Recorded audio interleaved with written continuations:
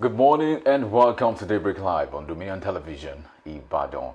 I'm Manulu Akpo Ido.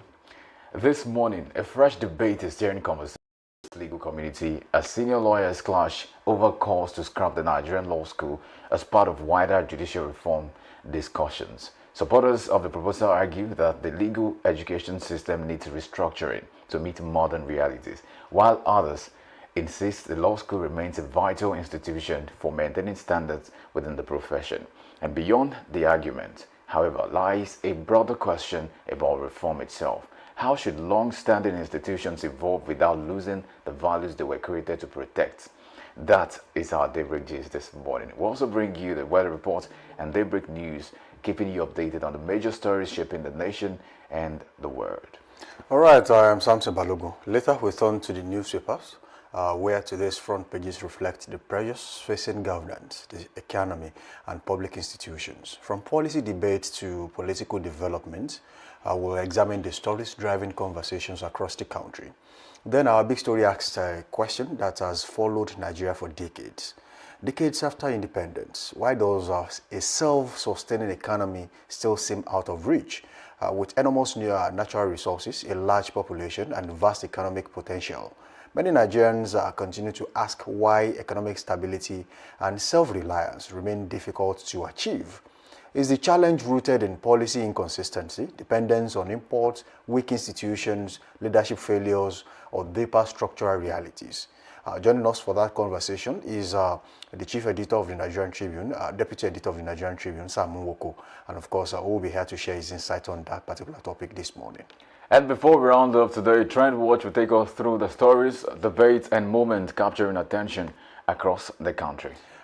Nations are built by potentials alone. They are not built by potentials alone, actually. And of course, if you must succeed as a nation, there's a lot you have to do. Yeah. Absolutely. They are shaped by the choices they make over time.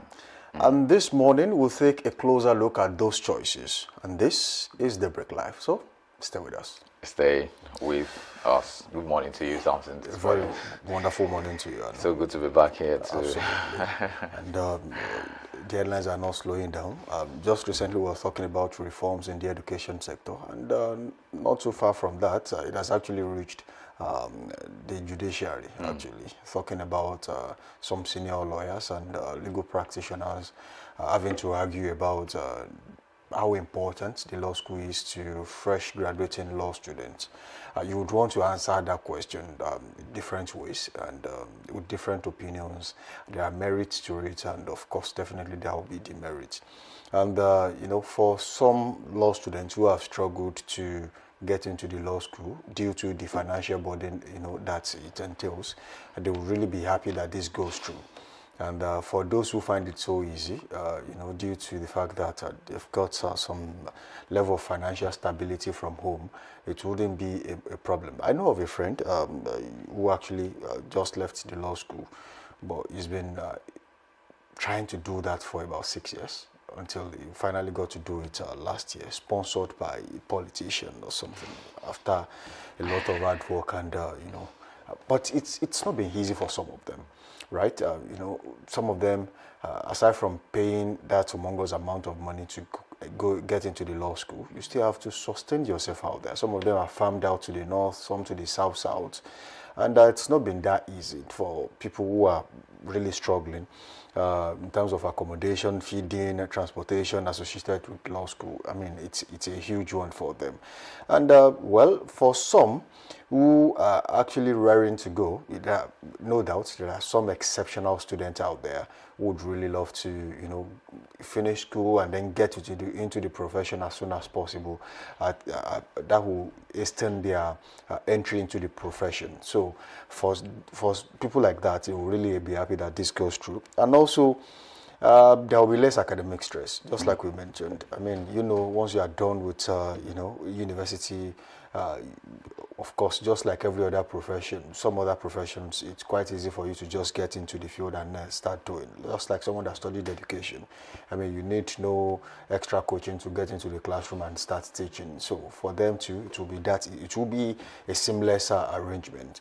And this might actually help some Nigerian universities who feel like, well, let's just keep churning out fresh graduates in the law profession. And then, well, they still have the opportunity of going to the law school and brush up themselves when they get there. So this might actually help universities, focus more on practical sessions rather than, just a theoretical part of all of this, which actually encourages some of the students to actually read to pass exams.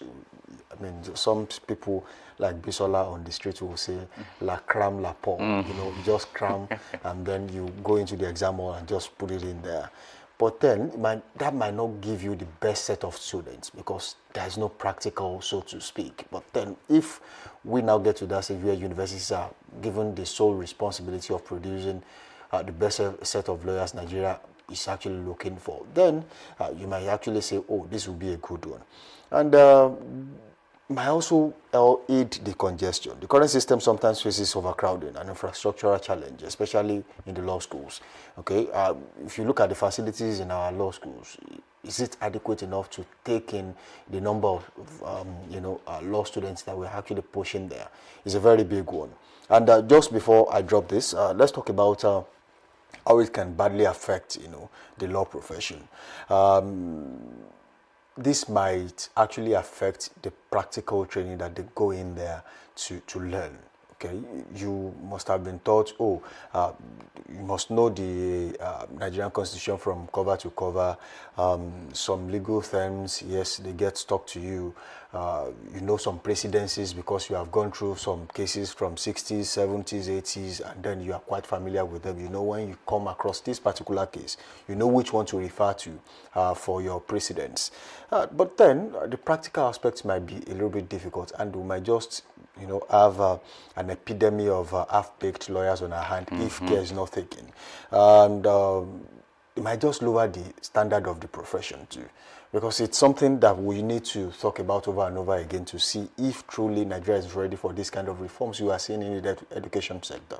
Recently, President Bola Ahmed Tinubu announced a 39-year-old to fill the void left by Professor Ishaq Oloyede at JAMB as JAMB registrar.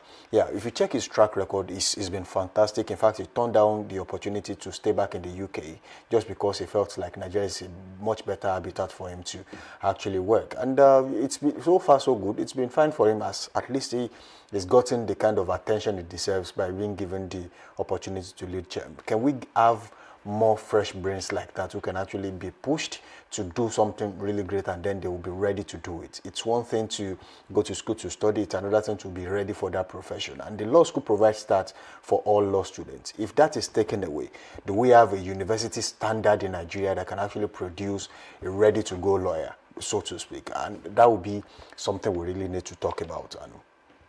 Yeah, I think something, where I would start from is where some have alluded that there's a problem on our hands that we are still trying to grapple with. Yeah. And so that's like the judicial credibility case. It's been ongoing for a long time.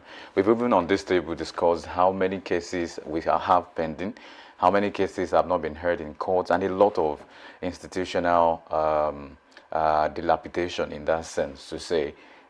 We have a lot of cases, we have a lot of things we should have done in the judiciary that we are not able to do. For one, maybe infrastructural deficit, others as well, maybe human resources as well, quality hands and professionals in that field, and a lot more. So there are a lot of ways to look at this issue. But I think one of the conversations that is very important, especially at the time that we are now, is what's one thing you mentioned, and that's about the financial strain on people. At this economy that we have, I know how much it takes to go to a law school. I am not just even the accommodation, but even the tuition is not friendly with an average person who probably wants to sponsor himself, for example. Right. So if you have to study law, you have to have another bag, another bag to support you. Maybe it's a person, in terms of a person carrying the bag, or somebody sending the bag. Whatever the case is, you shall need a bag to carry along to law school. And it's very important. While it is also important to understand that if this becomes a thing, in terms of like scrapping the law school, it might, like you mentioned, it might just in a way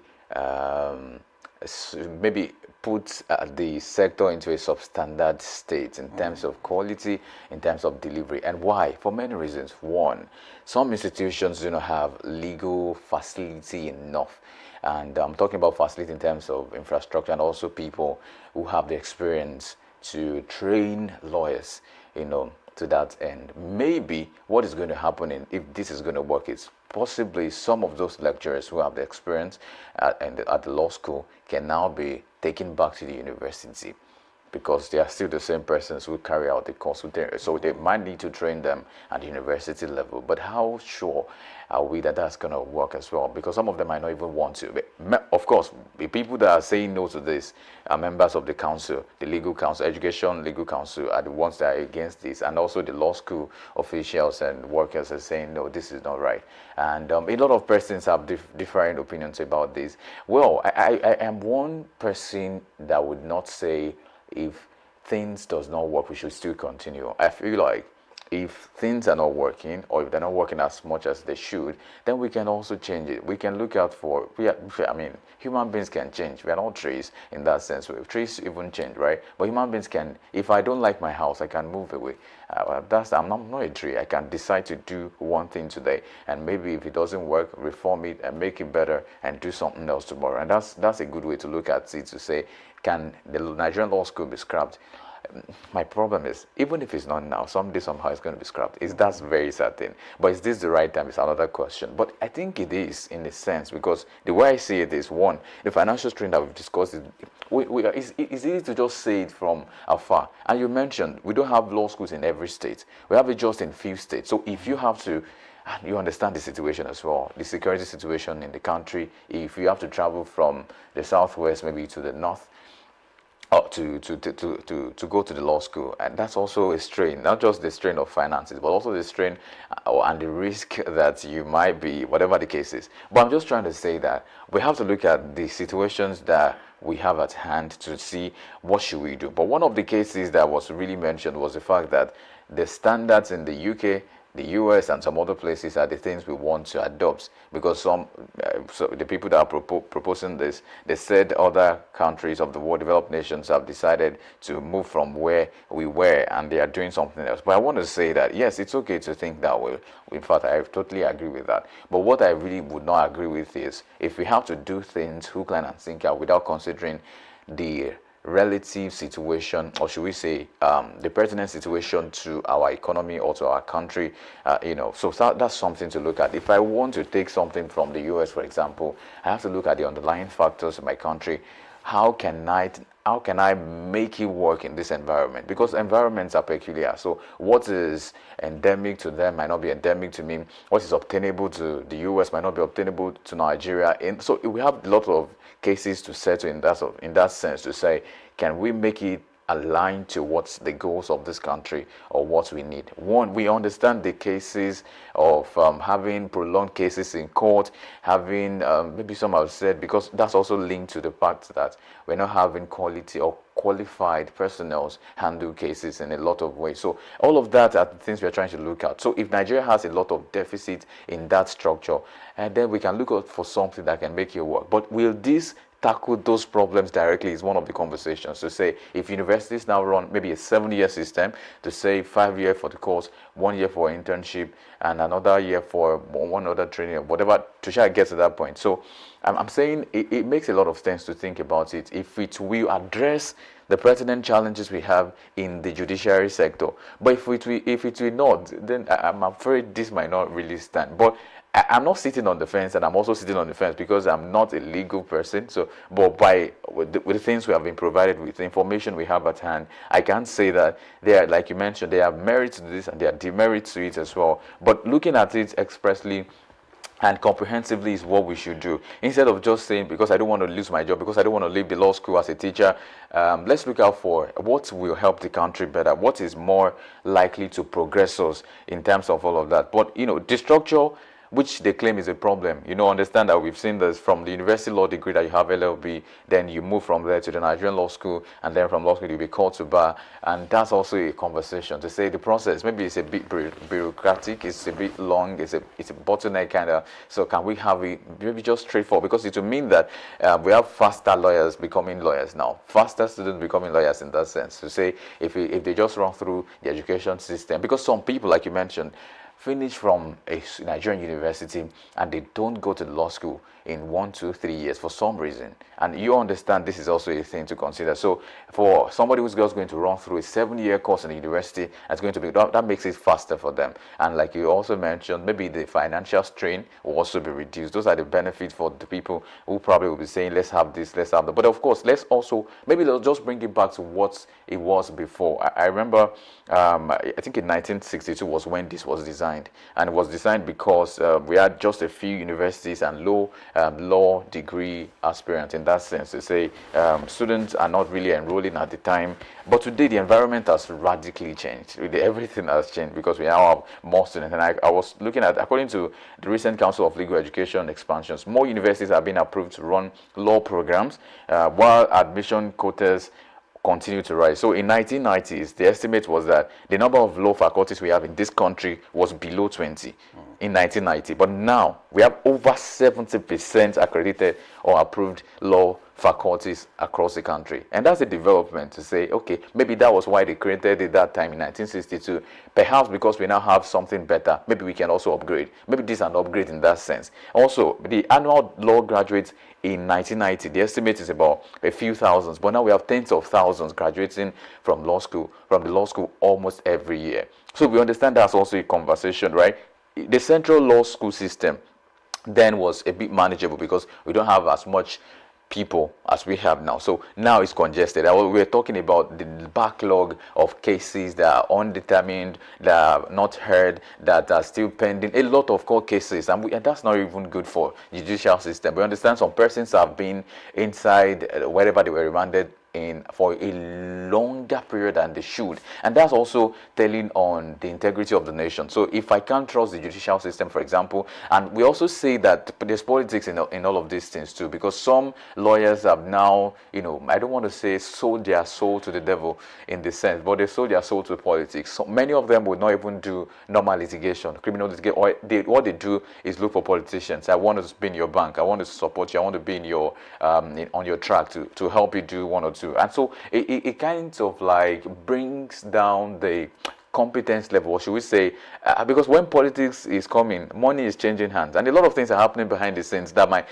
erode credibility in that system, in the legal system. And that's one of the conversations we have. But again, overcrowding in law school campuses is what is likely to happen if this expansion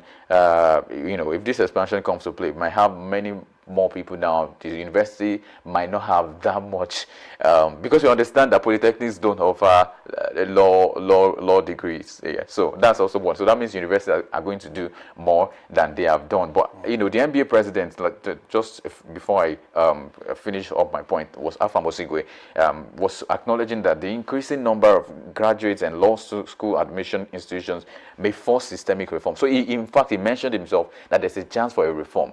And I think it is a laudable thing if they are thinking in that direction to say, is there a need for this reform? And will it address the challenges we are currently faced with in the country, in the legal and the judiciary system? If yes, then go ahead. If no, perhaps you might want to take another.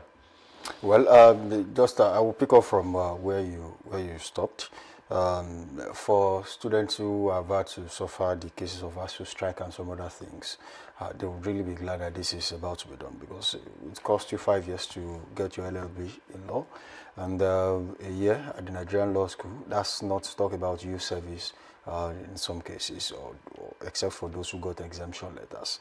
And it's not really looking good for some of these students. Well, since this administration came on board, they've been able to minimize, or reduce to the bare minimum the issues with ASU, and they've been able to fulfill a few of their promises, except for a few days ago when ASU said they were going to go on industrial action because some of these promises have not been met. And a few days later, we are not hearing anything. It means that they must have been called to the table. And if there's anything this administration has been able to do, is to make sure that there is a level of consistency in the Nigerian institutions. No strike, no breakage, no disruption of educational calendar and some other things like that. That for me is kudos to President Bola Ahmed Tinubu. At least this administration has been able to do that. And talking about NEL Fund, some people have been able to benefit from that. If you remember the case of the young guy who came out with first class and said, a big thank you to President Bola Ahmed Tinubu for introducing NEL Fund. If not for that, he would probably be out of school by now. Some people are benefiting immensely from that. And some people have also talked about the bottlenecks and the bureaucracy surrounding how to get NEL Fund. And I would implore them to read more and, of course, ask questions from people who are already benefiting from that, because I don't think the government has a benchmark on how many students will get that on a yearly basis or per semester. There's no benchmark. So as long as you have what it takes, you have the requirements, you can easily get the loan. That is for the Nigerian students. But then, if you look at the issue of a law school in the country, I will still go back to the fact that they do not have adequate facilities. And in Nigeria, we have about 14 campuses with the headquarters in Abuja. There's Lagos, Enugu, Kano, Yola, Yenoga, that is Bayelsa, Port Harcourt, Jos, Kaba, Maiduguri, Okija, Orogun, and Argungu, and Ilawa Ekiti. These are the 14 campuses we have. And I can say for a fact that maybe Abuja, Lagos, and to sort of make sense, Enugu and Kano, you would say, oh, probably have, the best facilities. The rest, you would really struggle to survive there, according to experiences of some people who have gone to the law school. And that is when those places were not even overcrowded. And now that it has been overcrowded, that's a problem. And we are not even talking about people who, probably studied maybe English, they've been working successfully in some places, and then after a few years they feel like, well, maybe I should study law. And these are adults who are married and they have children of their own, and then they've had to go to law school. You can imagine what they will be facing in there. You cannot stay in the hostel facilities. That is even if any is provided. And then the cost of now getting an apartment of your own when you are already paying for an apartment where your family stays, wherever it is. And it's similar to NYSC. You are not even sure you'll be posted to a place of your choice. You might just be sent out of sight just because you want to go to the law school. This might just help them, provided we can restructure the university education system to accommodate this kind of change. Otherwise, we'll have a lot to deal with in the next few years. And, if you now have below par lawyers being churned out from universities, it means that we have a crisis on our hand in the future, because these are people who would eventually become judges in the different courts. And if you now have someone who really does not have what it takes to be on that seat, then there will be a problem. You just spoke about the judiciary credibility in the country, and we are still grappling with that across the country. You see a particular judge giving a judgment on one case, giving something different, and then another judge on the same case, something different entirely. And you begin to wonder, how did you interpret this particular case? Where did you get your precedences from? If there are no precedences, was it discretion? And if it was discretion, are we truly on the right path with the kind of judgment we are getting?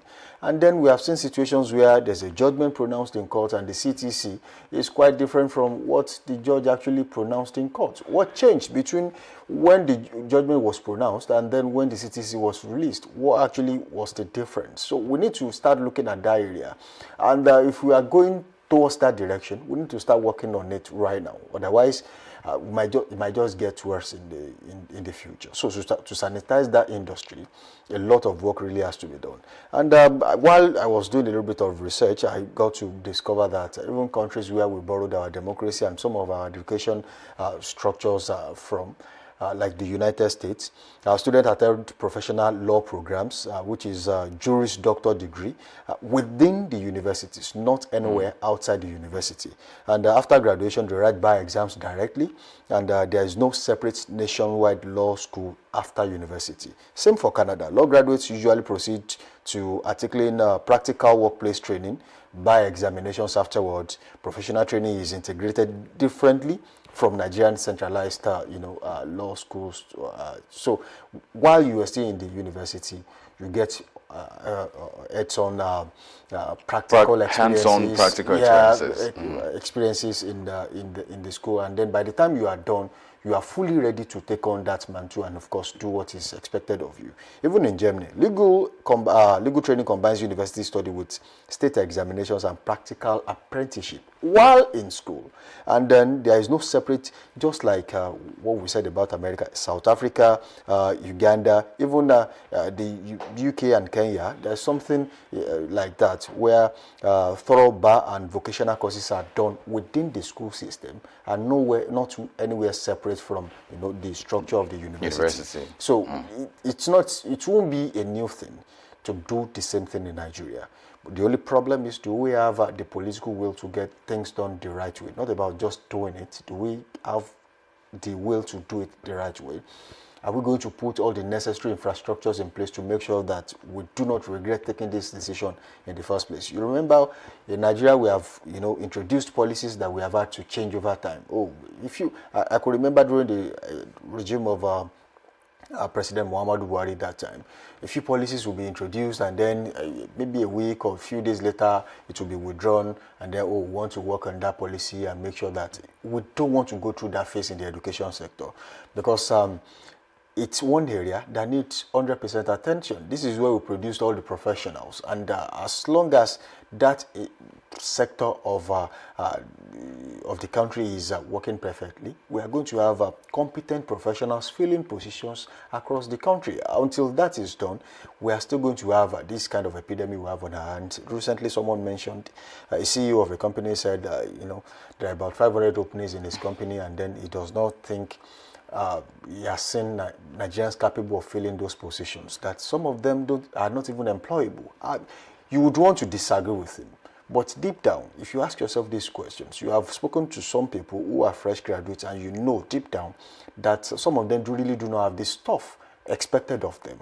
And some of them will have to even learn on the job. We have seen companies who employ, and then they will still have to train you for what you've been actually employed to do.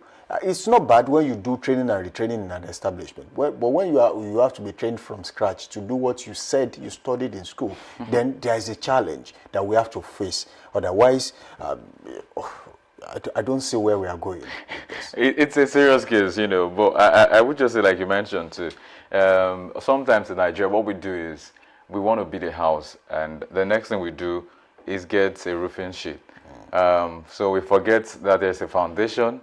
Other times, we don't even make foundation. We just build on it to lintel, and then we have the roof over it. And eventually, something will collapse someday. And that's where we now say, oh, I think we need to reform this. So why did we not think about the possibility, or should we just say, when we have policies, can we have something called probationary period for policies to say, we are going to test run this thing. If it doesn't work within this year and this year and this year, there's a new reform that might come to play. Well, every policy has incubation period. But okay, we don't get to see it in reality. It is not expected to, start today and start clicking.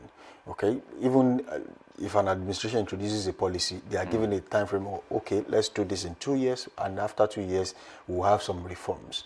Yeah, but then in Nigeria, we are quick to, because Nigerian leaders react, right? They don't really act on things; they react to issues.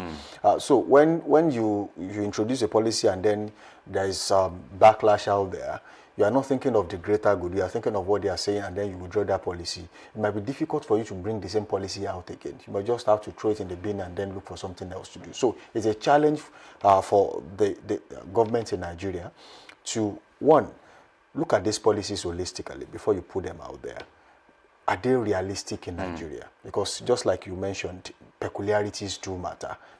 We are in Nigeria. What works in the US might not necessarily function in Nigeria because these are two different spaces with different people.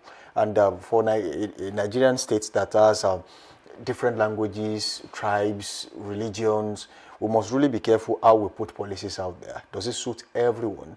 Or do we have to adjust because of a particular culture or group? And also, if you look at the economic peculiarities in Nigeria, is it going to suit our economy? So we must think of that before we put them out there. We don't start adjusting policies. I mean, if you have a policy and then the success rate is just about 30 to 40%, you have done a very bad job as a policymaker. But then if you have introduced a policy that is above the average mark, maybe you are doing 55, 60, then you know you might no policy is 100%. Yeah, it so can you be might improved. just, it can be improved. So you know that, oh, you just have to do about 15 to 60 to 20% improvement, and then you can say, well, we have something that is working in the country. Further improvements will be made in the future, but at least you know you have done a very good job. But then in Nigeria, it's always below average, and well, it's a confident point. So before we take it away, let me just say this one more, because I know one of the issues we have is inconsistency in government. You know, we have one administration rule today, and then the next administration will forget, almost maybe intentionally, that there is a policy that has been working. They don't care. They want to do things. That's because nobody wants to give accolade to anyone. To anybody that has done. So you see a lot of projects that have been. So we see countries, developed nations, you know, they have projects of 100 years, 50 years, and they eventually get it done. And it has to be continued. I was watching very quickly Reno Mockery yesterday and said, look, what was the point? Okay, someone introduced a project of billions of US dollars and it's already ongoing. And because you think we are wasting money, you think the next administration should not borrow to finish that project. So what's the good in leaving a project abandoned because you think, oh, we want to borrow? Every reasonable administration will borrow. But the question you must ask that administration is, if you benchmark what you are borrowing against what you are seeing as results in terms of infrastructure and and stability in the economy and development across the country, is it worth it?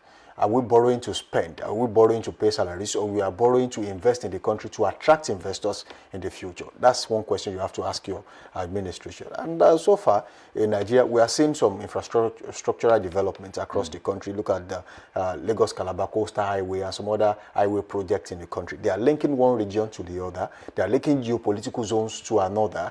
That, for me, is one way of easing business interactions with these regions. If that is done, you are reducing business problems in the country by maybe about 30 to 40%. What other things you need to look at is the electricity. If you fix that too, you have done about 35% of that too. Then create an enabling environment by making sure that there's security of lives and properties. Investors will be sure that their lives are safe in your country. And that solves another 20%. The rest is to give them opportunity to get loans. Okay, if you are getting loans and then you don't have to, pay through your nose, then you know that, yes, you have a stable system working in your country. Otherwise, we'll continue to read my role, just like we've been doing. Away from there, let's take weather report on the show this morning, and let's help you plan your day. It has been chilly in the ancient city of Ibadan this morning, and so far it is still cloudy, and the weather is around 24 degrees Celsius. And it will remain mostly cloudy later in the morning at 26 degrees Celsius with humidity at 14%. It will be partly cloudy in the afternoon as weather rises to 30 degrees Celsius. Humidity drops to 4%. It will remain partly cloudy in the evening as it drops again to 26 degrees Celsius. Humidity at 13% with a few showers overnight. Just like we had, of course, this morning, weather at 24 degrees Celsius and humidity will be at 30% in the ancient city of Ibadan today. And of course, not so much of difference from Ibadan to Lagos because it's light at 26 degrees Celsius. The weather will be mostly cloudy across many parts of Lagos. Then in the morning, 27 degrees Celsius is what it starts with, expected to be mostly cloudy at 16% humidity, perhaps a chance of rain maybe. Then in the afternoon, it will rise by 2 degrees Celsius to 29 degrees Celsius to still become partly cloudy. And in the evening, just 1 degree Celsius decrease to 28 degrees Celsius, still retaining its partly cloudiness. And overnight, just 1 degree Celsius back to what it started with in the morning at 27 degrees Celsius, expected to be mostly cloudy, but at 24% humidity this time around. All right, away from Lagos, we'll go straight to Abeokuta in Ogun State this morning. So quite similar to Ibadan. The weather is mostly cloudy as we speak at 24 degrees Celsius. There will be a slight increase to 27 degrees Celsius later in the morning. It will be mostly cloudy with humidity at 16%. And in the afternoon, it increases by 4 degrees Celsius to 31 degrees Celsius. And it will remain mostly cloudy with humidity at 2%. And overnight, in the evening, it drops to 27 degrees Celsius, partly cloudy, humidity at 13%. And overnight, it drops slightly to 25 degrees Celsius, cloudy, and humidity rises to 24% in Abeokuta, Ogun State today. And from Abeokuta now to Port Harcourt, Rivers State, the weather feels like 22 degrees Celsius across board. Then in the morning, it will be cloudy at 25 degrees Celsius, just 10% humidity. Of course, afternoon, we'd expect rains in the Port Harcourt, Rivers State at 27 degrees Celsius. There's going to be a chance of rain at 36% humidity. It's going to be that cool in the afternoon. Then in the evening, it further drops to 22 degrees Celsius, about 5 degrees Celsius drop to have isolated thunderstorms. It's expected at 32% humidity. And also, a scattered thunderstorm is expected overnight at 21 degrees Celsius and also at 35% humidity in Port Harcourt, Rivers State today. Away from Port Harcourt, we move straight to the North Central, and we'll be starting with the largest state in Nigeria, in Suleja, Niger State. All right, as we speak, weather is currently at 24 degrees Celsius in Suleja. And later in the morning, it rises by 2 degrees Celsius to 26 degrees Celsius, cloudy, humidity at 7%, with a promise of scattered thunderstorms in the afternoon as weather rises slightly to 31 degrees Celsius, humidity at 41%. It will be mostly cloudy in the evening as weather drops to 26 degrees Celsius. Humidity will also drop drastically to 9%. And overnight, it drops to 24 degrees Celsius, partly cloudy, humidity returns to 7%, just like in the morning in Suleja, Niger State. And from Suleja now to Abuja, Federal Capital Territory, the weather will be cloudy at 24 degrees Celsius across board. Then in the morning, 27 degrees Celsius is what it starts with, expected to be cloudy. Then the promise of scattered thunderstorms, although an increase of 3 degrees Celsius in the afternoon is expected to become 30 degrees Celsius. Then a further drop in the evening, about 5 degrees Celsius drop to 25 degrees Celsius, expected to be mostly cloudy at 18% humidity. And overnight, just one slight difference, that's 1 degree Celsius drop to 24 degrees Celsius to become mostly cloudy at 3% humidity in Abuja today. All right, we'll take this one last one weather report this morning. Let's take it from the northeast, and that is Borno, Maiduguri this morning.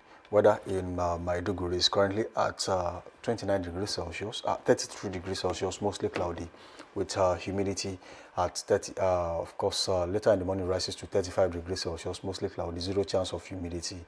And by afternoon rises to 39 degrees Celsius. It will be cloudy.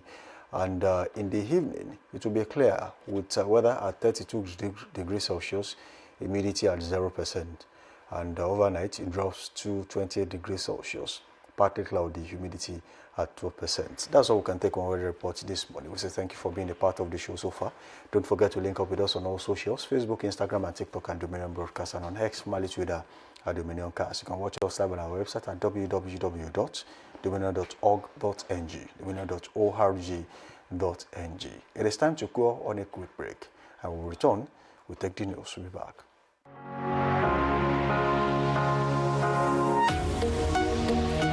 Live from the heart of the action. Welcome to the nerve center of Next Level Broadcasting.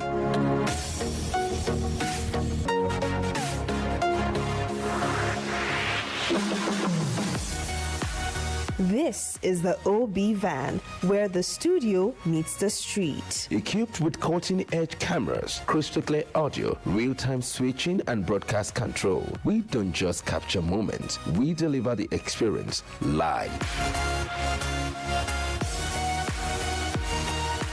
Anywhere, anytime, from stadiums to red carpets, breaking news to buzzing festivals, weddings, birthdays, and all sorts of ceremonies. We bring the world to your screen in real time. It's not just a van, it's a complete mobile production house, a command center, a broadcast beast. This is more than a broadcast. This is the OB Van difference.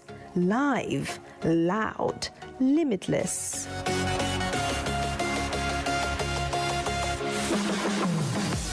Ready to go live? Like never before. Book the OB Van today and take your event to the world. One powerful broadcast at a time.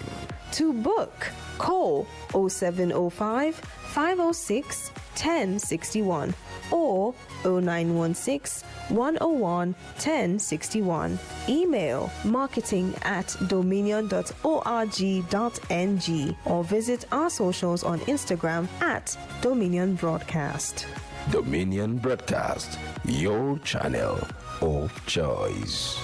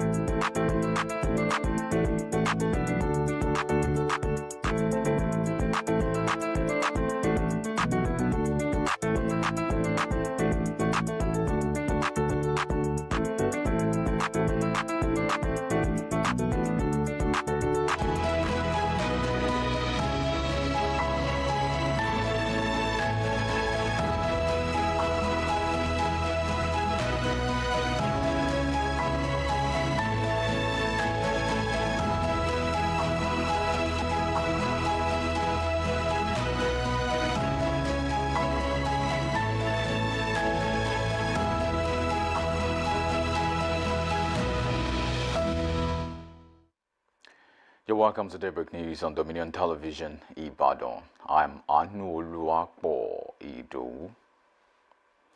President Bola Ahmed Tinubu has said his administration has made significant progress in repositioning Nigeria and warned against reversing ongoing reforms without offering credible alternatives. Tinubu stated this after receiving the APC certificate of return and the party's flag as his presidential candidate for the 2027 presidential election. The president urged Nigerians to remain committed to sustaining the current reform agenda, describing continuity as necessary to consolidate achievement already recorded by his administration. He also pledged to govern with renewed energy and determination, insisting that ongoing reforms are aimed at strengthening the country's long-term development and stability. The federal government, through the Nigerian Immigration Service (NIS), has warned Nigerians against traveling outside the country without valid passport and proper travel document.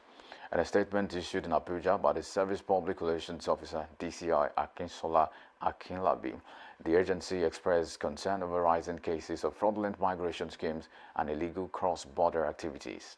The NIS said criminal networks were exploiting vulnerable Nigerians, particularly young women, with fake promises of jobs, education, and better opportunities abroad, often resulting in human trafficking, forced labor, and exploitation.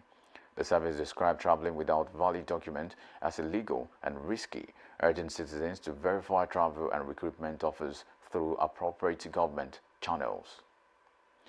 The Academic Staff Union of Universities, ASU University of Jos branch, has warned of a looming industrial crisis in Nigeria's public universities over the slow implementation of the 2025 agreement with the federal government.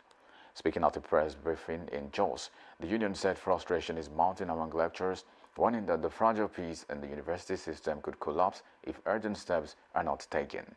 ASU's National Executive Council, which met in May 2026, expressed dissatisfaction with the level of implementation of the agreement, accusing the federal government of failing to set up an implementation monitoring committee and alleging selective payment of key allowances.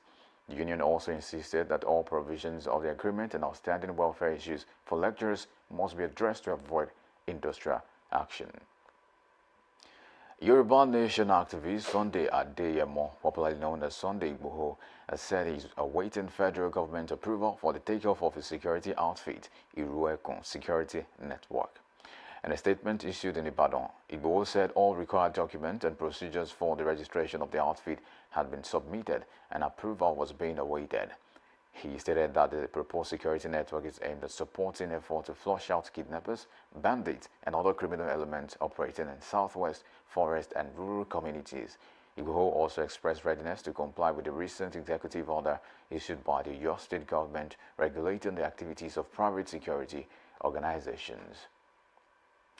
The Movement for the Actualization of the Sovereign State of Biafra, MASOB, has directed churches across the southeast and parts of the south-south to hold special memorial and Thanksgiving services on May 31st, 2026.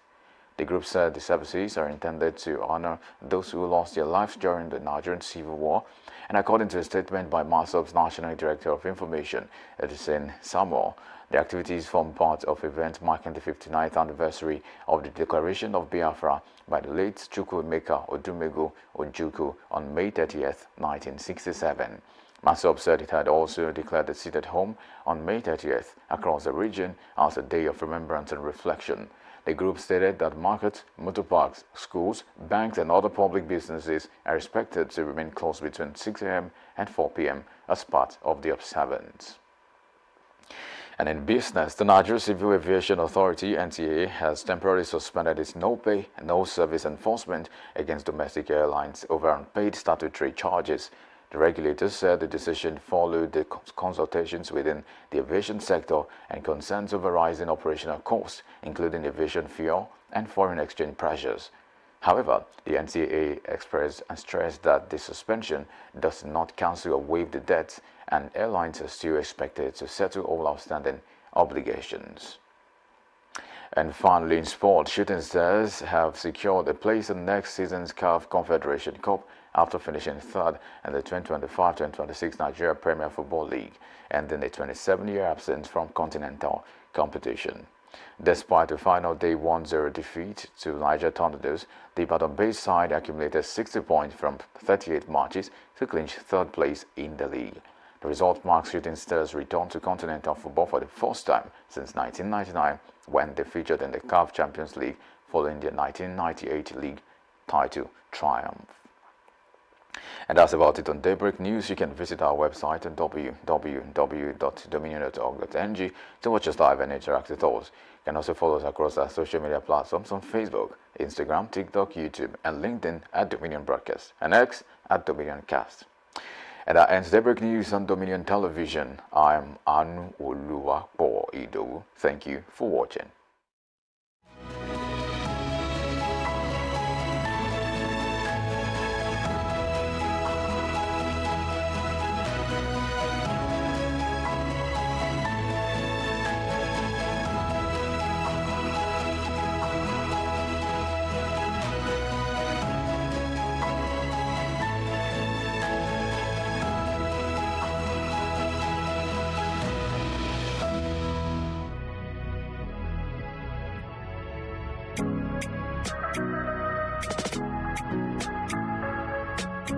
Need a professional space to bring your vision to life? Dominion Television Studios offers state-of-the-art facilities perfect for your next broadcast, commercial, corporate video, or live event.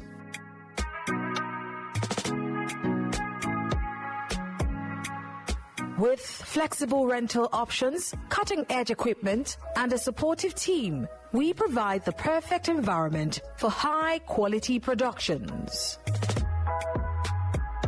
Unleash your creativity. For bookings, email us at marketing@dominion.org.ng. Call us on 0705 506 1061 or 0916 101 1061. Check us out on Instagram, Facebook, LinkedIn, and TikTok at Dominion Broadcast, and on X at Dominion Casts. Book your space today. Dominion Television, your channel of choice.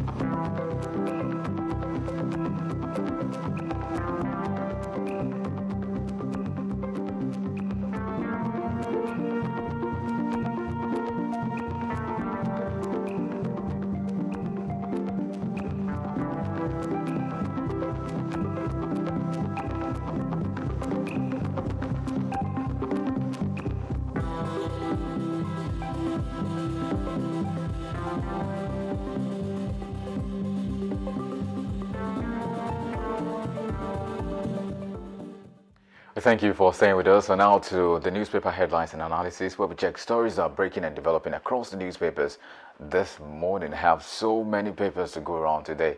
The Nation newspaper, for example, the Vanguard newspaper, the Punch newspaper, and many others that we can lay our fingers on in the course of time today.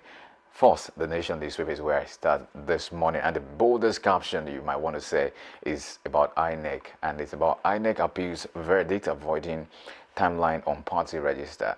INEC appeals verdict voiding timeline on party register. That's about the 2027 election that's forthcoming already. Electoral agency asks court for stay of execution. Also a progression of that. Yesterday there were conversations about the ADC saying INEC will forfeit if they decide to not allow them do some of the things they want to do.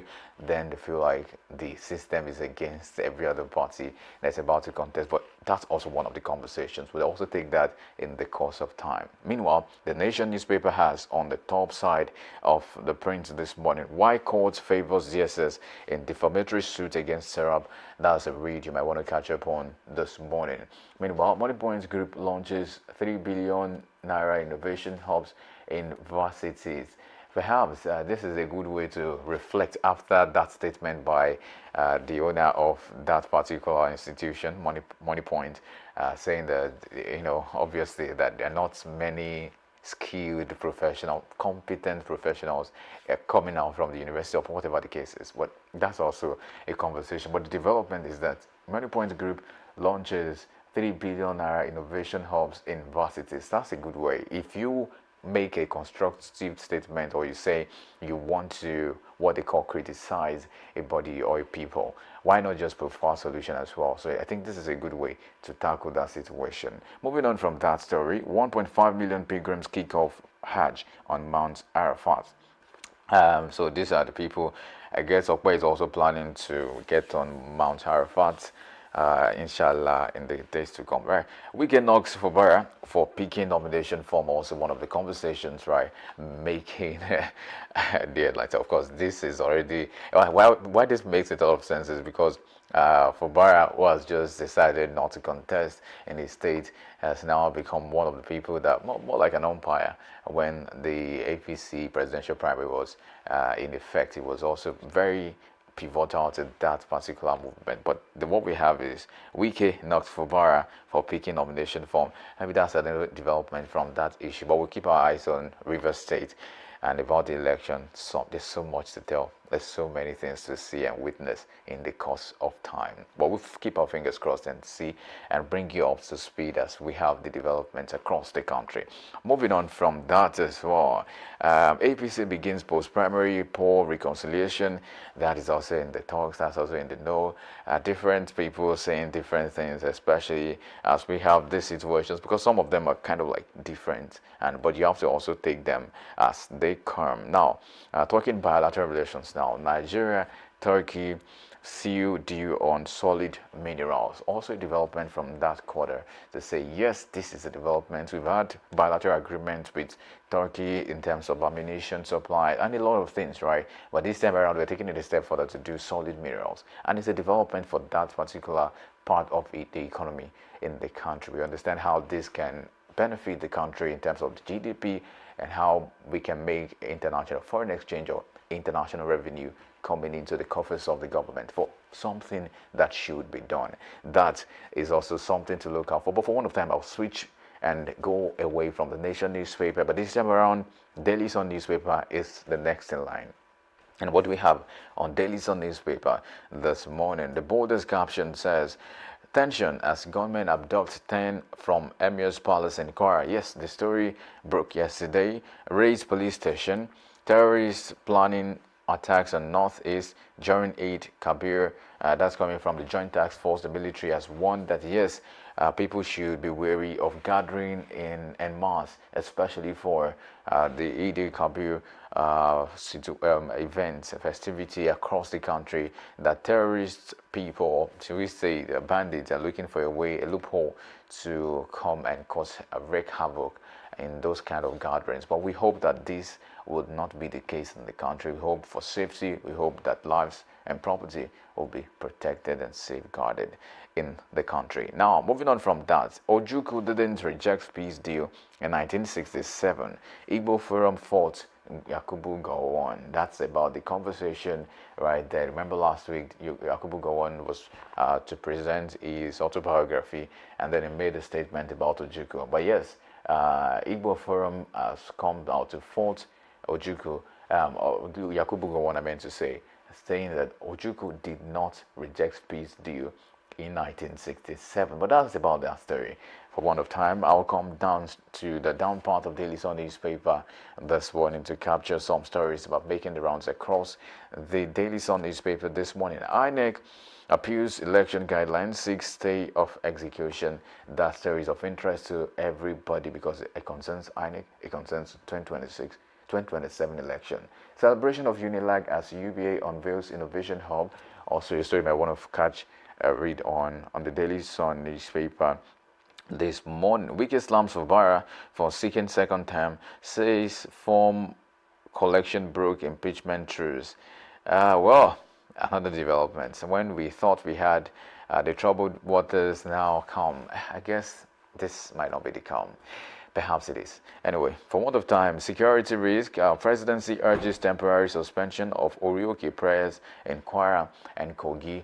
Those are the high point stories you might want to check out this morning. Presidency has released, especially with the recent abduction and attacks in places like Kwara State. The presidency has come out to say people going for prayers or whatever they go for on the mountainside should, for now, just shelve that plan and allow peace to reign so that they would not be caught in the web of violence in the country. That sounds like an advisory. Anyway, the Punch newspaper is where I switch on to now, and the Punch has the story: Dangote faces price war as NNPC backs fuel import. That's also a conversation right there, talking business and economy today. The Punch newspaper has a story of interest. It says Dangote faces price war as NNPC backs fuel imports. That you might find on the pages of the newspapers, but Punch newspaper, the Punch has it on page 2 of its print this morning. NNPC urges court to dismiss Dangote's suit. Marketers back competition, warn against monopoly risk. Refinery says import licenses undermine local production. That is also one of the sub-writers of this particular main writer on the Punch newspaper this morning. Wike says Fubara's exit from governorship race aligns with peace pact. Page 18 is where to catch up on that story. Federal government declares holidays, steps up security nationwide. That's about Eid al-Kabir coming up, and that's a good one for many people who have holidays. But for others, we'll still celebrate wherever we are. Anyway, INEC appeals ruling voiding primaries. Federal government cancels $717 million World Bank power loan amid blackouts. That's also a conversation. Federal government cancels $717 million World Bank power loan amid blackouts. That is something to check out as well. Southwestern Security will await federal government nod to launch outfits. That's Iroekun. Anyway, my brother's beheading haunts me daily. That's Oyo teacher's sibling is coming out to say that page 3 of the Punch newspaper is where to catch up on that story. Bandits kidnap Kwara Monarch's family, attack police station, and that and many other stories we have making the rounds on the newspapers this morning. For one of them, I need to shelve this particular segment of newspaper headlines and analysis and move on to the next segment that promises to be exhilarating, exciting, and incredibly interesting this morning. And I'm talking about the big story, but that will be shortly after this break. Stay with us.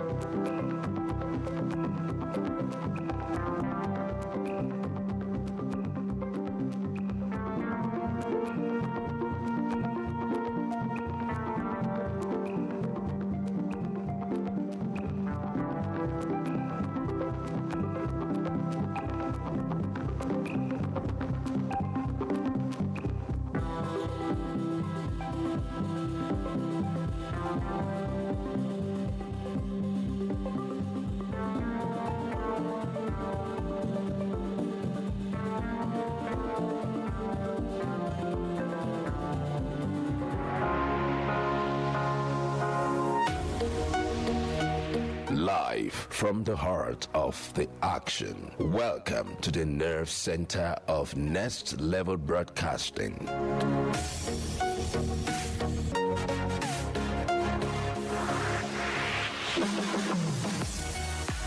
This is the OB van, where the studio meets the street. Equipped with cutting-edge cameras, crystal clear audio, real-time switching, and broadcast control, we don't just capture moments, we deliver the experience live. Anywhere, anytime, from stadiums to red carpets, breaking news to buzzing festivals, weddings, birthdays, and all sorts of ceremonies. We bring the world to your screen in real time. It's not just a van, it's a complete mobile production house, a command center, a broadcast beast. This is more than a broadcast. This is the OB van difference. Live, loud, limitless.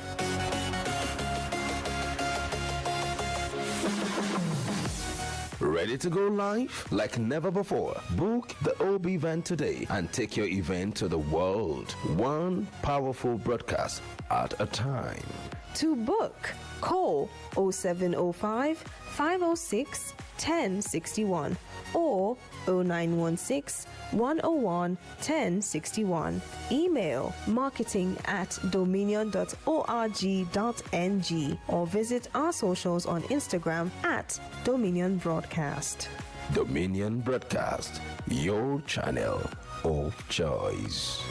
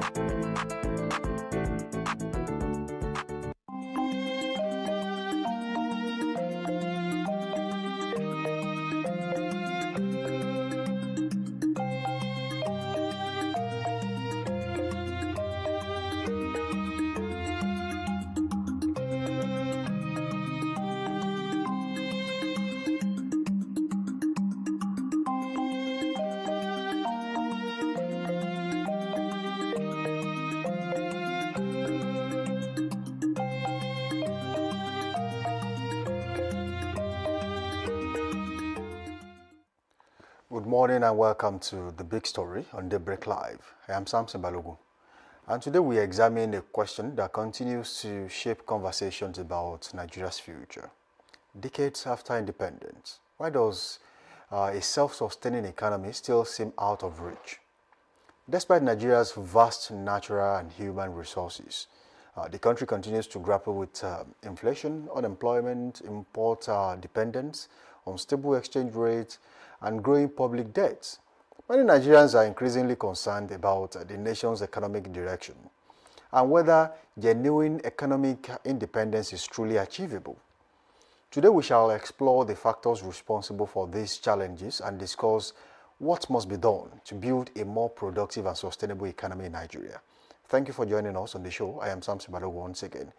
And since independence in 1960, Nigeria has been widely regarded as a nation blessed with enormous economic potential, with abundant natural resources, a large population, and strong entrepreneurial energy. Expectations were high that the country would emerge as one of Africa's leading economy.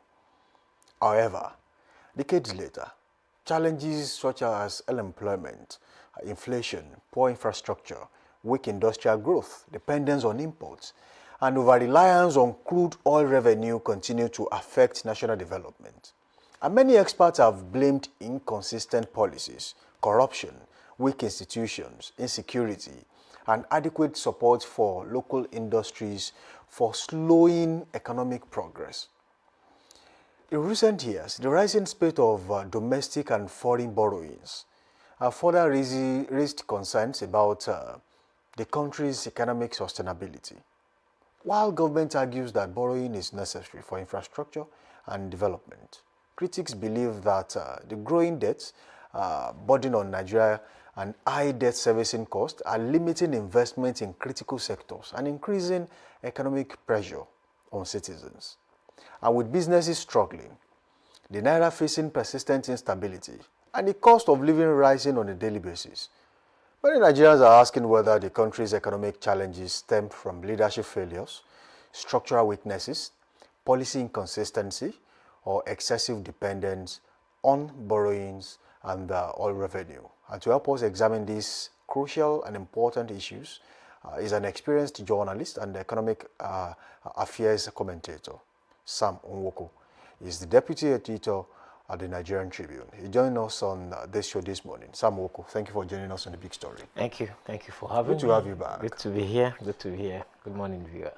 Let's talk about Nigeria as a country with the rising debt profile out there. Not too impressive infrastructural development since 1960, judging by the natural resources that abound in Nigeria and the human capital here within. For 60 years, why do you think Nigeria is still struggling to find the right balance in terms of sustainable economy? Thank you.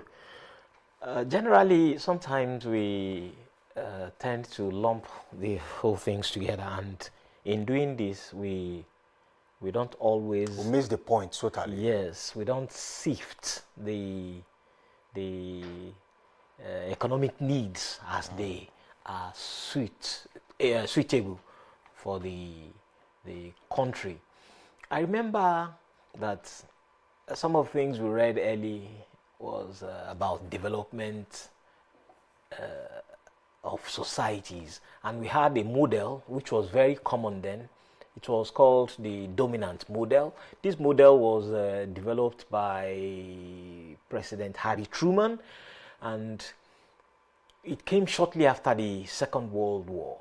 They felt many countries that are not in the developed cadre, in that high echelon of developed countries, needed the support of the developed countries. So developing countries need the support of the developed countries. And you remember by then, Nigeria was still a colony of the Britain, was still a colony of Britain. So when they came up with this dominant model of development, they felt, let us build roads for them, build railways for them, do this, do that. Harry Truman came up with that. He said, okay, we have the resources, we have the human resources, we have the money, we have the capacity. So we'll go to all these nations and do development for them.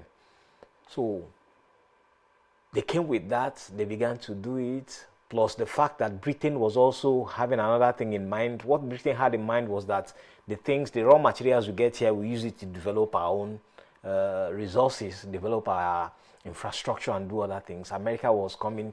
It's just like a cycle. Now, we got so used to this that the so-called we who are being helped, the developing nations, we relaxed. That's on one. Secondly, the people who are bringing developments to us did not ask us what we really need. That's true. And thirdly, the people who are colonizing us are also taken out of the country. So it's just like you add to the economy, Britain takes out. So that model of development has become dying wool, and that is still what we are doing up till today. So between the time of independence till now, we sometimes do things that are unnecessary. We go to a community and tell them we want to build a VIP toilet for you, and you didn't ask the people if VIP toilet is what is good for them. And these people would like to use the bush. I'm talking about model now. They would like to use the bush because when they live in a single room apartment, so it is only when they go out, only when the children go out to the bush, that's when the mother and father will have time for themselves in the house and things like that. So they didn't look at the specific needs of the country. So take it generally, it's still the same thing. Nobody looked at the specific needs of the country. That is why you see so many abandoned infrastructural development projects littering the entire country. So we need to change the model of development we have. So do you now think Nigeria's problem is structurally rooted, or it's a leadership crisis? It's both. It is the leadership that will say, okay, no, we have to change how we are moving, and we have to get ourselves wind from the apron. We have to untie ourselves from the apron strings of the Bretton Woods institutions, the IMF, the World Bank, and so on. If we continue to follow their model, then we'll continue to dance around in a cycle. That's just the way I look at it. Because if you look at all the other times we have had development plans, none of the development plans had come to fruition the way it is. Growing up, we heard housing for all. It was a very huge slogan then all over the radio, housing for all by the year 2000. And that time we were young. 2000 looked like a very long year. In fact, we didn't even know that 2000 was year. We thought 2000 was going to be like the heaven we are all attaining to, you know. And when we had housing for all by the year 2000, we said, what would that be? And year 2000 came, the millennium. Before then, we also began to hear food for all by the year 2000. All those development models of that time. None of them. Because if you ask me, the economy is not better than what it was back in those years. So it is leadership that is holding us, coupled with the fact that the leadership structure, because I'm trying to marry leadership and structural problem. Leadership will have to give you the kind of structure you need. Leadership helped Singapore. Singapore was so poor that, you know, so Lee Kuan Yew came and said, look, we have to, this is the way to go. And he provided that leadership. And he drove the people. Jawaharlal Nehru in India did the same thing. In fact, he told Indians, he said, if you cannot provide the cotton to make your own clothes, go naked. And that was the drive. Today, I am very sure that if you see 10 Indian women, I don't think 2 of them will wear anything outside Indian cottons and their sari, the way they dress. That's the identity all over the world. What is our identity? We don't have any. Or do we have an identity? So, for me, leadership is all that is needed. When Mahatma Gandhi came and began to give the models and begin to show the way, people thought, what is this man doing? So it takes leadership. Now, people are beginning to say, Paul Kagame had been there for a very long time and so on. He has to provide the kind of leadership he wants so as to drive Rwanda to where he is going to. And it's been progressing. Yes, they are progressing because Rwanda looks like an oasis in the desert called Africa right now. So as we speak today, we don't have that kind of leadership. And if you look at the current government we have and you sieve the economic policies and so on, you see that some of the borrowings we are doing, some of the borrowings we are involved in are as unnecessary as they should be. Yes, we may not have reached the threshold of our borrowing limit and so on and so forth. But at the same time, what can you point at that you will say, okay, right now the country is moving in this particular direction? You cannot say the country is moving in a particular direction now in terms of economy, in terms of infrastructure and so on. You are touching everyone with none of them being, if you say infrastructure, if you talk about infrastructure, they will tell you, what's this? Lagos Calabar Coastal Highway. Coastal Highway. They'll tell you about Coastal Highway. And you know, Coastal Highway is not something that will be achieved in a decade. It doesn't look like that. They'll tell you about Badagry Sokoto Highway. We grew up to know that highway. And it is still there. The east-west road that has been there has been, you know, so what exactly are we doing in terms of infrastructure? Where is the drive? You can't find it. They will tell you to blame the state governors. Despite Nigeria's, the calls for Nigeria to diversify, Nigeria still mostly rely on income generated from crude export. And you would want to ask us, why does it seem so difficult to diversify the Nigerian economy? You see, interestingly, the Nigerian economy came from agriculture and now is deposited in crude oil. Because crude was easier money, crude was freer money, crude was something that was derived from a far place. Was it necessary to jettison agriculture at that time? It was most unnecessary. When you look at the development that took place in the eastern region and the western region of the era of the 50s, it was agriculture. The cocoa pyramid. Yes, the granite pyramid in the north, and the oil palm in the east. So that's what we grew up to know as. I read a book by T.A. Phillips. He was an agricultural officer who worked in IR and he worked in Samaru in Zaria and also worked in the east. So he now wrote the book entitled An Agricultural Notebook. In that book, the simplicity of what he gave in the simplest form, what will leap at you from that book is that without doing any other thing, Nigeria can survive solely on agriculture. But because oil came, and oil gave the facade that you can stay in a cozy office and the money will be flowing in from the rural, far-flung communities, riverine areas.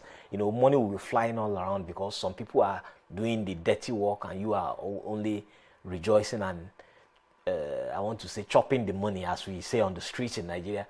And that made us about the laziest of the people which we could be. We stopped all the gains we made in agriculture. We left it. Malaysia came here, took the oil palm, and today they are exporting Ororo. We even import from Malaysia. Yes, they export to us. We buy, we import from Malaysia, and so on. Did you hear that we now import Gary from China? Yeah, because since time immemorial, we have cassava, and this is year 2026. We are still frying cassava on open pans. Whereas they have developed the technology. Yes, we have the technology. We have people who are, all I'm trying to say is that we abandoned agriculture for too long. It is only now that people are beginning to look back at what agriculture can offer us and give us some opportunities to make non-oil exports a better option for us. But insecurity is beginning to hamper that also. Okay, now let's look at some countries who really do not focus on crude, but they are doing exceptionally well in the areas they have chosen. And that it was a long-term project, and they are reaping the benefits now. If we talk about Japan, it was built on technology, manufacturing, automobiles, and innovation. We talk about Singapore, strong in trade, finance, shipping, and technology despite limited natural resources. You talk about South Korea, developed through industrialization, electronics, automobiles, and exports. And Germany, for one of the world's strongest manufacturing and engineering economies. Switzerland, driven by banking, pharmaceuticals, technology, tourism. China built massive economic growth through manufacturing, imports, infrastructure, technology. UAE, although oil-rich, cities like Dubai diversified into tourism, aviation, trade, and finance. What is wrong with Nigeria? I asked this question as a child. There used to be a powder my elder sisters would buy. And on that powder, you see the Eiffel Tower. They will write Paris, France. You see the Torch of Liberty. They will write New York, United States. The Big Ben in London. They will say London, England. Then the Sydney Opera House, you see Sydney, Australia. So every time they buy that powder, I will ask, what is the identity of Nigeria? I was asking this question as a primary school child. I will say, where is Nigeria? What can we identify Nigeria with? I'm still asking the same question. And I'm over 50 years old. Now, when you begin to look at the bottom line, it looks like we got to a height, and from that height, we have not just crashed, we are going into the abyss. It is not because of anything other than leadership, like I said. Was Nigeria structured to fail? Well, it looks like it wasn't structured. Nigeria was handed over to Nigerians, and Nigerians messed up Nigeria. with the help of, you see, a lot of things keep Nigeria the way it is. Religion is one of it. You know, so when you sit down and hear some of the things Nigerian leaders do outside this country in terms of stealing, in terms of siphoning resources, in terms of aiding foreign stealing of our resources, and so on and so forth, you so get so disheartened that you wonder if indeed we want this country to survive. Sometimes people who had been there and back who say, now only God and they keep this country together. But beyond that, are we beginning to find our identities? You see that in the last 8 years or 12 years or so, it hasn't been so. We tend to be running back to our ethnic cocoons to be able to find comfort, to say, okay, this is my own, that is your own, and so on and so forth. And that division is being made more profound, is being espoused more by politics.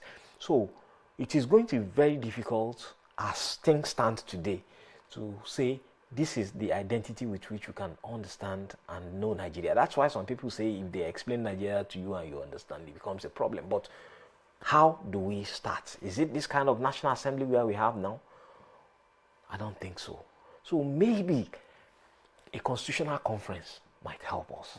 With a constitutional conference. Well, we had a national conference. Well, we only had a national conference, but I think we need a constitutional conference where we'll draft a whole new constitution, which will give us a whole new direction. Are you one of those who believe the constitution is more of a problem than a solution? I agree.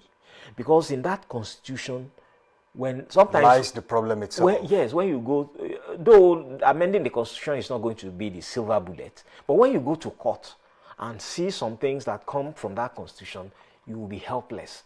The National Assembly, how many years have they been trying to amend that constitution? Look at look at how cumbersome it is to amend that constitution. After you have made one amendment, then you now need the 2/3 majority of all the houses of assembly in the country to be able to ratify that amendment. That might take us eternity. So it is a problem on its own. And I think it is the hub of from there, all other problems are springing up. Okay, some economists say that Nigeria as a country, that leakages, corruption are more of a problem than lack of resources itself. Is that true?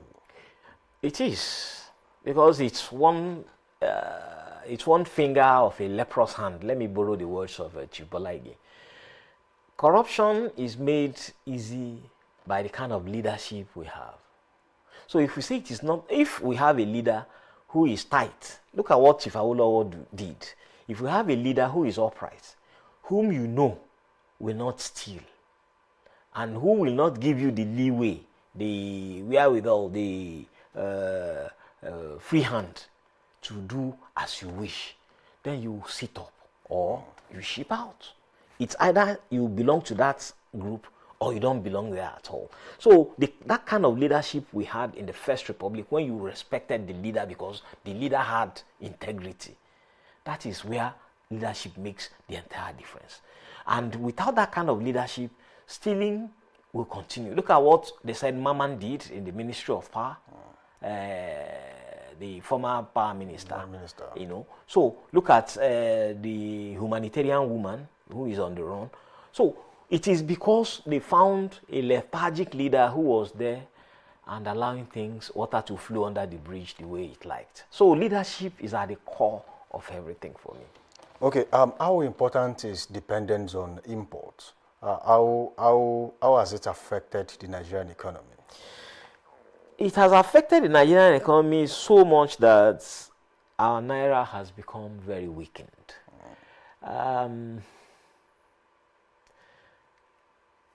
Before now, I even thought that before now, with the advent of the Dangote refinery, we may have the naira strengthened to some extent because our crude oil,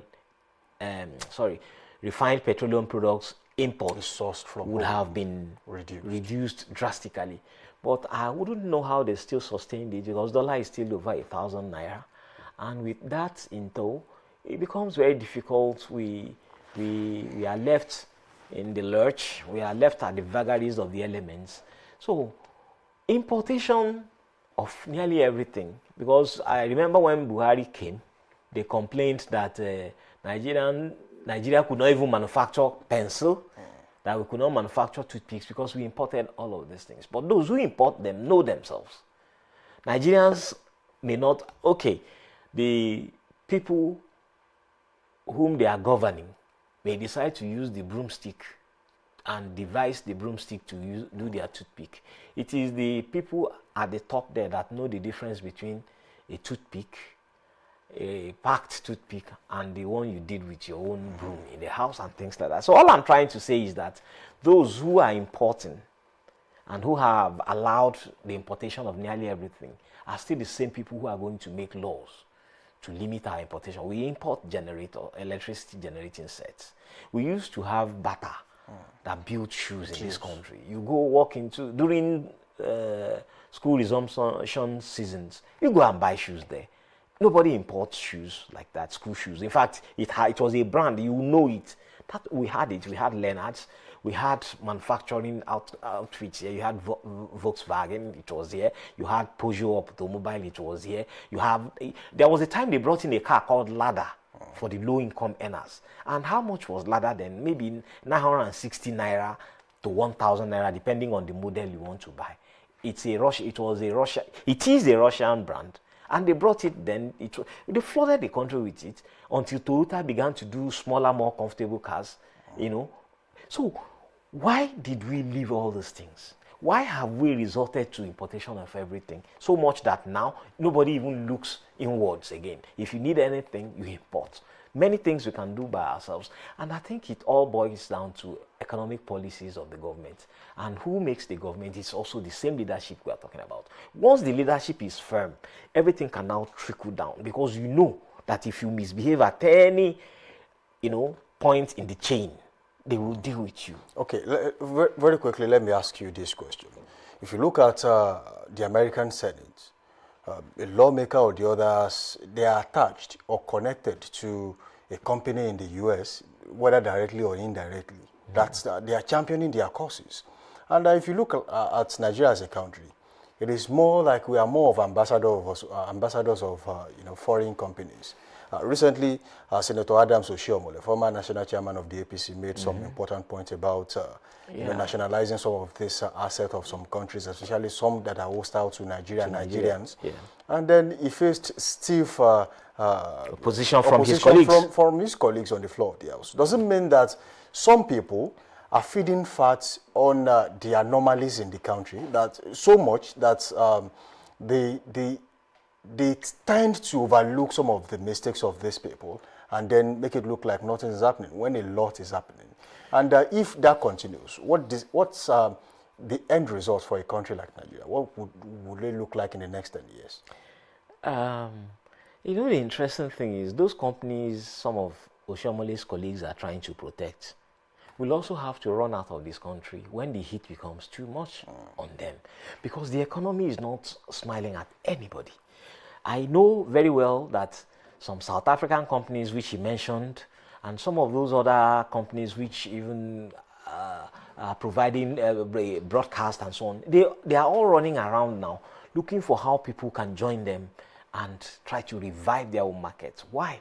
Because the ordinary people whom the country and the economy and the leadership have not protected can no longer afford those things. So if you remain there and you are giving free service to the lawmakers and to the few who are enjoying it, you will end up just using your money to feed those few. So that is the sense in what Oshiomhole is trying to do.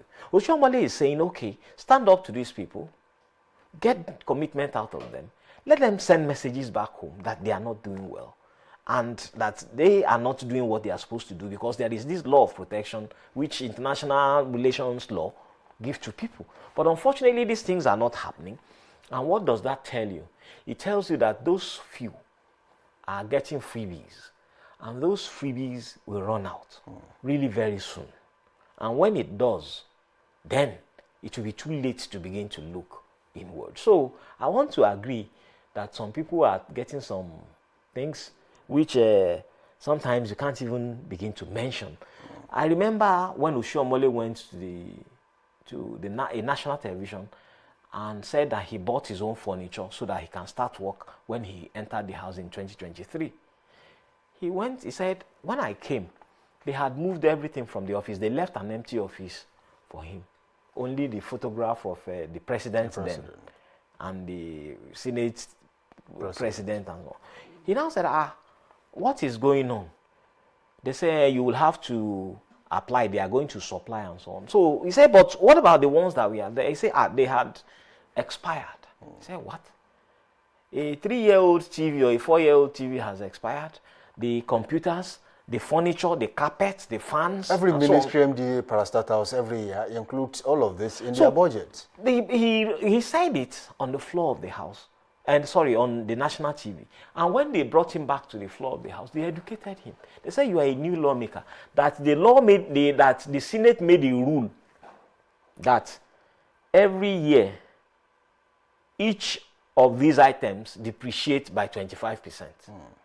So if something depreciates by 25% in a year, it means that in 4 years, it will depreciate 100%, meaning that it has become scrap, including chairs, including tables, carpets, fans, air conditioners, and so on. And they loaded all those things out of those offices so that they can replace them for the new officer coming in. If a new officer now comes in, he will buy those same materials again.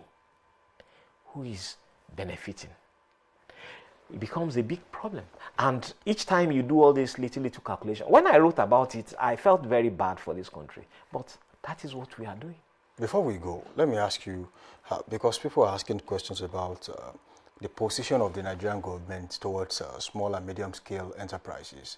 As no country develops, unless these businesses are given some sort of relief, and of course given the opportunity grants, to get loans, grants, especially loans at reasonable interest rates. But then, in a country like Nigeria, do you think small-scale businesses are doing well? And do you think the government has given them the necessary support or an enabling environment to thrive? We need we don't even have the enabling environment as we speak. Small-scale businesses are closing down, except those who are into sales services, just buying and selling, not those who provide services. Those who provide services, those who do sundry businesses, are finding it extremely very difficult. I'll give you an example. If you start a business today with a loan, very exorbitant loan you took from the bank will begin to calculate your loan from the day you signed the agreement, not the day. No moratorium. No, nothing. Not the day the business commenced. Or not even, because they should give you at least 1 or 2 years to be able to stabilize. But that is not there. Now, that is about the bank. So, you are already running foul of your loan at the bank from day one. Bank. Number 2, I can bet it that the government, state and federal, will come with tax papers. From the same loan you took from the bank. From the same loan and upon the same business, which is yet to stabilize. I know a business woman in this town, a friend. We were speaking and she lamented that the very month she started, just trying to, do what she was about to do, they brought a bill of a tax of 11 million naira. And she was like, what am I doing? Why are you billing me 11,000 naira? They said, look at the structure. They said, no, the structures make businesses. Determine what is going on in there. So, that is government. So you are battling the bank, you are battling the government, and the government should have been the one providing the environment through which the banks will say, okay, because we know that in some other countries, if you take a loan, the bank will help you to build that business to stability, and then they will play a supervisory role. Play a supervisory role because they know that their money is in there. But Nigerian banks will not do that. So you are battling with the bank, and even when it is time to pay this loan, you will now find out that what you agreed, what you signed to pay is not what the loan will amount to at the end of the day. So while you have that problem, the government... There are hidden charges. Yes, that you are hidden not even aware charges. of. The government that's supposed to provide the environments through which the banks can do you well is also hunting They'll you. come with their own bills. So we don't have the enabling environment. Some people will say, but some other businesses are thriving. Go and find out what these people are going through. It's a problem. Some businesses seem to be thriving on paper, but if you get in there, you realize they are struggling. A lot is going on. Look at how much we buy diesel now. Energy is non-existent. Electricity power, we know what it is in this country. In fact, if they want to take it out on Nigeria, they will say, in fact, they use generator to represent Nigeria in some social media posts, and you feel very sad. So you need energy. How do you get energy? If you work on solar and the capital layout to install high quality solar that is enough to give you the quantity of power that you need, that is a whole lot of budgeting. Ordinarily, if you are starting a business in the urban areas, you are just supposed to plug into electricity, and then the bills, you work it out, because you would have done this as part of your feasibility. But the electricity is not there, so you have to provide your own power. You have to provide water. You have to provide it's as good security. as being your own government. So the enabling environment is not there. So what should Nigerians take away? What message would you leave for Nigerians with regarding to the future of the nation's economy and small-scale businesses? You see, as it is, to a large extent, everybody is on his own, and God is for us all. As far as the economy is concerned, we know the inflationary rate now. We know how high inflation is. We are even learning that it's going to as high as 15%, and that's because of that's the one they can measure. That is why in Nigeria you cannot go to the market in the morning and go tomorrow morning with the same mindset. You have to go with the mindset that the things you bought yesterday had changed. So what the message I'm going to leave to Nigerians is because elections are coming now, let them vote right. Let Nigerians try and see if we can vote in people who are going to be our representatives indeed, not people who have a plan cooked and all they are trying to do is to force Nigeria to click into that plan which they have, and then they will continue to milk the country. We should by now have ended that kind of life as a country. Otherwise, maybe we'll look for another election cycle to begin to think of what to do. Sam Woko, thank you for joining us on the show this morning. I thank you. It's been a wonderful session with you. Thank you. All right, and that concludes today's edition of The Big Story on Daybreak Live. It has been a wonderful session with Sam Woko right here. And a country like Nigeria, with so much potential and resources, one would expect that things change for the better, especially when it comes to the area of diversification.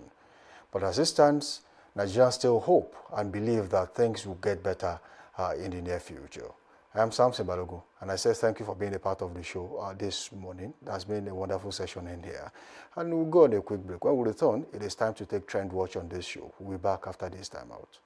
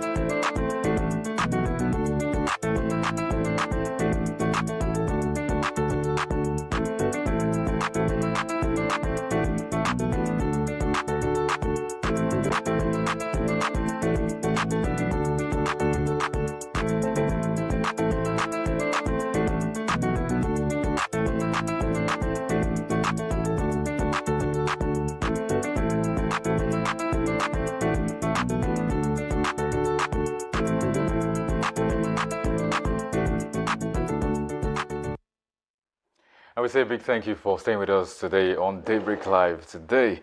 And now we move over to the trend watch to see what's trending across the country, Nigeria. But this time it's politics. Politics has been trending for a while, but this particular one is about Atiku Abubakar. It's a lie. Fingers were merely written. Atiku dismisses Tinubu's 10 million votes in the APC presidential primary. Some would say, what would you expect? Others would say, were you there? Is it you that do the votes? How then they talk that thing? But anyway, that's the conversation right there. Atiku Abubakar is saying it was a lie, that those things, it was a sham, it was a hoax, it wasn't real. They just cooked up one thing or the other to make 10 million. But is it possible, Samson, that the president could have garnered 10 million votes at the presidential primaries? Well, it's a possibility, right? What you need to first consider is the fact that you go and check the APC presidential, of course, the APC register. How many members of the APC do we have in there? And if it does not exceed what has been provided as figures for the primaries, I don't think that anyone has the basis to question that unless you were there to monitor the anomalies that occurred during the primary elections. However, if you look at the primaries across the country, the only one that was not disputed and had no questions, so to speak, was the presidential primaries. And no one really had any reason to rig or write figures for such a primary election because, of course, everyone knew where it was heading. If you were talking about the House of Assembly, House of Reps, where they were keenly contested and you had so many people, contesting for a particular slot, I think Egbeda, for example, had about 15 people jostling for just one position. You could, ask questions about how that was done, and especially people would come out to say, oh, I've been cheated out, or because you cannot monitor all these places by yourself. You have to be at one place, which is your own polling unit, where you registered. Okay, as long as you have done that, you leave the rest to the party to decide who actually gets what at the end of the day, because figures will be collated and then it will be reeled out. However, if you look at the APC primary election, especially the presidential primaries across the country, if you see the figures, okay, and not just the figures, if you look at the crowds that we saw at some of these locations, especially in the north and somewhere in Lagos, in some places in Ibadan, I mean, I don't think you would really have a reason to question unless you have hardcore evidences that these figures were written. Because at the end of the day, the APC, what they've been able to do so far, they started early, okay, in terms of preparation for this election. While other political parties were running from one court to the other, the APC was busy preparing. They created the City Boy movement. They created the Renewed Hope agenda. They created so many subcommittees within the APC, recruiting more people to join the APC. That was what they were doing. While they were doing that, some people were busy leaving the APC to create another form of, a movement. And after creating that movement, they got into a political party that was meant to be their special purpose vehicle. At the end of the day, they could not do what they were meant to do. And a particular candidate was in his own polling unit, and just about 9 people, an aspirant, just about 9 people is in his own ward, where he was meant to vote. It tells you how unprepared some of these opposition parties were. And it's telling, and it will definitely tell when you get to the elections. Forget about social media rants. Oh, we don't want this person, we don't want that. Majority of the people that will determine your future are not on social media. Those people that will determine who gets another 4 years in your ward, in your polling units, in your local government, they are not on social media. Most of them, I make bold to say that. About 65% of those people that will cast their vote in the next general election, they don't have smartphones. Okay, they are not even socially exposed, but they will decide your futures. That is why you have to, jettison voter apathy. You don't play football on the streets on election days. If you know you are so wise, you understand what it means to be a Nigerian, or you know who is best to rule Nigeria as a country, or who is best to be your representative, you go out and vote. I've seen far too much in election monitoring that I realized that Nigerians don't vote.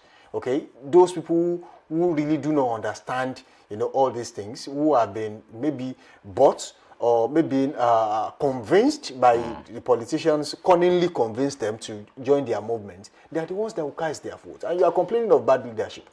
Some people do not have the moral right or the moral ground to complain about bad leadership in Nigeria, and especially those on social media.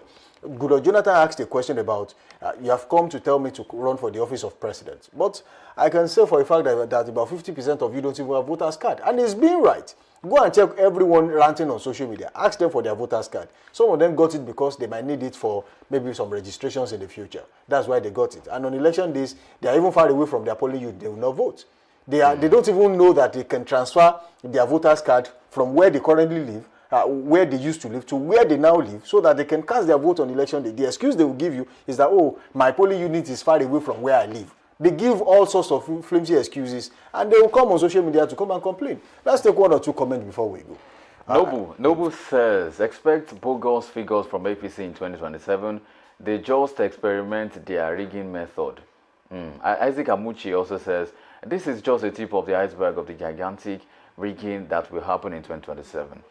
Those are people's comments. Well, people have reasons to say a lot of things. Okay? Yeah. Once you notice rigging in an election, that is why we have election petition tribunal. You take your evidences, hardcore evidences to them. I could remember in the last general elections, some people who had grievances, and then their cases were thrown out of court because they were baseless. They really did not. They had no substance.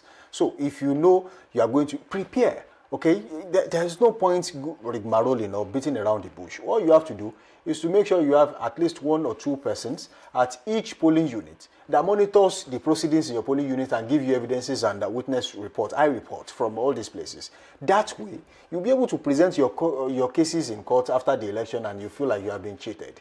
And then it will be accepted because you have evidences, you have figures, maybe there are overvoting or underage voting, things like that, or maybe one person completed so many times. You can present that in court. Biometric tests can be done to determine, oh, how many times did this person vote? Until that is done, we'll continue to have this kind of argument in Nigeria. Of course, that's where we draw the curtains on this edition of Daybreak Live today. Of course, remember, that's what we're saying. Get your voter's card. If you can't find a way to be involved in, don't just be partisan, but be actively involved in the 2027 elections, just as your leaders are trying to be involved as well. That's what we say. My name is Anolo Akpoido, and bye for now. All right, elections are not one on social media. On election day, get your voter's card. Go out there. Cast your vote. Decide your own future by yourself. And by that way, you will be able to challenge the result of an election and say, look, I did not vote for you. Or, of course, you complain about bad leadership. Samson Balogun is my name. And until next time, tomorrow, on another interesting edition of Daybreak Live, I say keep it out there. Keep being safe. Bye for now.